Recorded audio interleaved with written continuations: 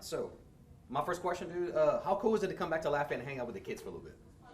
It was fun. I always enjoy talking to the kids because they always give you a different perspective of where you used to be. I mean, where I used to be. So it's always fun talking to the kids and reading them, and I feel like they keep me young. Even though I'm still young, they keep me young. So it's always fun to come back to Lafayette, read to the kids. How did it feel reading to them? Just like sitting in the chair and seeing them ask questions and smile and all that? It's fun because knowing that I made a part of their day, like it gets no better than that. I know they'll probably go home and tell their parents that some of them probably forgot my name, but some of them be like, oh, I talked to a Ravens football player. So it's something that they'll never forget. It's something they'll always remember. So I'm grateful for the opportunity. I'm grateful to come talk to them. If you don't mind, kind of shifting to more football, if you don't mind, dude. How awesome is it how awesome was for Baltimore last year to get a chance to shine? Well, I mean, it was fun. We had a fun season. It didn't end the way we wanted it to. We was pretty hoping to go to the playoffs, but as my first year being in the NFL, I enjoyed it. I enjoyed the highs and the lows of it, the wins and the losses. So I'm just looking forward to next season and enjoying my second year. So coming back home, right, how does it feel coming back home after your first season? Well, I call this my second home because I'm originally from Florida, but I spent a lot of time at UL, so I call this my second home. But, I mean, it feels good because, you know, I got a lot of good friends and family out here, so I always enjoy coming back to Lafayette, even though I'm originally from Florida. Every time when I get some free time, I go to Florida and I always come back to Louisiana. So, major coaching changes with the Ravens. Can you talk a little bit about that? Yeah, I mean, I found out when everybody else found out. So, I mean, he's a great coach. He's been with the Ravens before, so I'm pretty sure he knows the identity and the culture of the Ravens.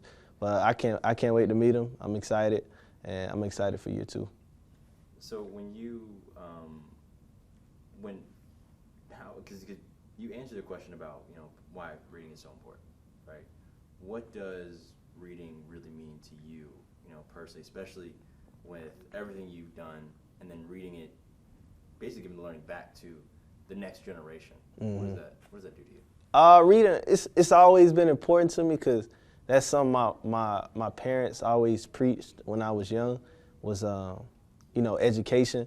So I know without me focusing on my education, I wouldn't be able to be in the position that I'm in. I always took my education serious in high school. I graduated with good grades in college.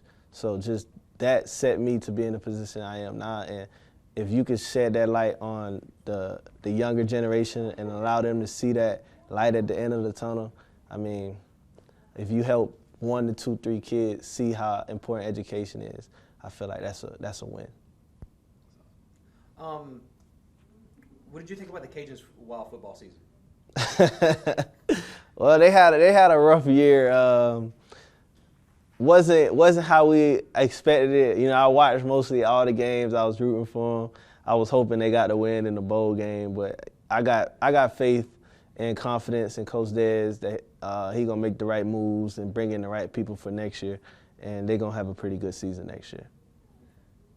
What was your mindset like just when you saw how the Cajuns did, just in totality? I'm sure it was a roller coaster. Yeah. I mean, even though they didn't finish the way they wanted to, I mean, they started off the year pretty bad, and to shake back from that, I think they had to win to like 4 games in a row. I mean, that just shows what type of perseverance Coach Dez has and what he preaches in the locker room, because all they had to do was lose another game, the season could have been over. But you could tell the team played for the seniors to get that extra game, because that bowl game means a lot to the seniors. So, yeah, I mean, Coach Dez, he always does a great job of preaching. But I'm pretty confident in what they're going to do next year. Last question for you, dude. Were you able to see Lunch play at all, and have you spoken with him? I actually haven't spoken to Lunch, but I watched him, and he had a great season. They had a lot of quarterback changes in the beginning of the season, but Lunch, the guy that I know, like, he don't let that stuff faze him. He don't let the noise get to him, And so Lunch, he had a great season, and I seen that he was coming back, so I'm excited to see what he's gonna do next year. And what do you hope these kids take away from just this moment with you? I just hope they take away that they could be in the position that I'm in if it's not football, just doing something that they love to do. But it starts with school and the work ethic that you put into school will help you thrive to what you actually want to do when you grow up. Do you mind if I just one more thing, kind of piggyback off of that? Yeah. One? On a personal note, man. I mean, he pretty much just asked you, and you pretty much just said it, but it was one of those where, how does it make you feel on a personal note to have come over here and done all that? And I'm assuming you do this across the nation. Yeah. So that's got to feel good to watch that reflection. Yeah. Back at you. I mean, I don't really get into it for the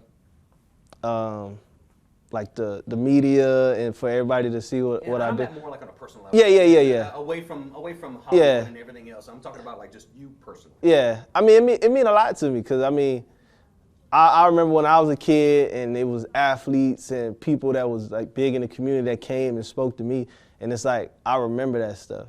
Like they gave me the same hope that I hope that I can give to the kids of the next generation, because it's just the faith, and they gotta believe that they can do what they want to do once they get out of school. What can you tell a kid that may be watching this that, just to be honest, may not have hope, and they're struggling with reading and they're just going through challenges? What can you tell them to give them a little bit of hope? I just tell a kid the last thing you want to do is stress yourself out trying to be like everybody else. You can't read like everybody else. Everybody's on different levels of education, but it's all about your journey. Focus on your journey, and the people that care about you, the people that's tight in your circle, those are the ones that you lean on. If you lean on them, then you'll go in the right direction. Was reading difficult for you as you grew up? Nah, reading, it wasn't a difficult thing for me. My mom was a school teacher, so it was me and my brothers. That's something that she put that on us early. So it was never difficult reading for me. What's your favorite book that you ever read? Well, as a kid, I read every Diary of a Wimpy Kid book. Everyone that was like the best. I feel like that was the best books out. But now as you get older, you start reading other stuff and stuff that you start reading books that help you get where you want to go in life and stuff like that. So those are the type of books that I'm reading now. What was your favorite? What was the one book that your mom made you read, maybe in the summer, that you just was like, a book that my mama made me read. especially being an education teacher?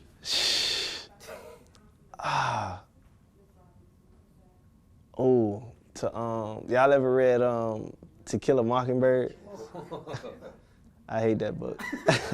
I hate that book, but that's a book I was forced to read, and it was long, and I hate books that are boring. To me, I want some thrill, I want some purpose to it. Like, give me something. But if you just read it, it's like the pages getting longer.